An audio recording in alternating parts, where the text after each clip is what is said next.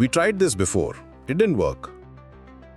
सुनने में लॉजिकल लगता है, पर ट्रूथ ये है, most great decisions fail once before they work.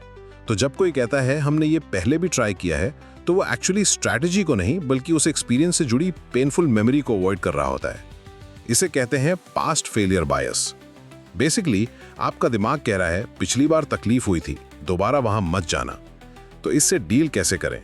First, strategy और एग्जीक्यूशन का फर्क समझो। अक्सर आइडिया फेल नहीं होता, उसे लागू करने का तरीका कमजोर होता है। ये बिल्कुल वैसा है जैसे कोई कहे मैं जिम गया था, वेट लॉस तो हुआ नहीं, इसलिए एक्सरसाइज ही बेकार है।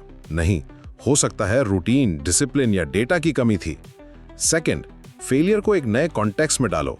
एक रॉकेट लॉन्च के बारे में सोचो। जब पहला लॉन्च फेल होता है तो साइंटिस्ट रॉकेट का आइडिया नहीं छोड़ देते, राइट? बल्कि वो कहते हैं अब हमें पता है कि क्या काम नहीं करता।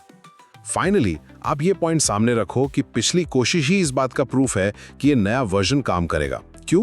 क्योंकि अब हमारे पास डेटा है, क्लैरिटी है, कॉन्टेक्स्ट है और हम पहले से ज्यादा तैयार हैं। असली रिस्क दोबारा ट्राई करने में नहीं है। असली रिस्क एक गलत एग्जीक्यूशन के बेसिस पर एक सही स्ट्रैटेजी को दफना देने में है। अगली बार जब कोई बोले वी ट्राइड दिस बिफोर, याद रखना past failure is not a stop sign, it's a readiness signal.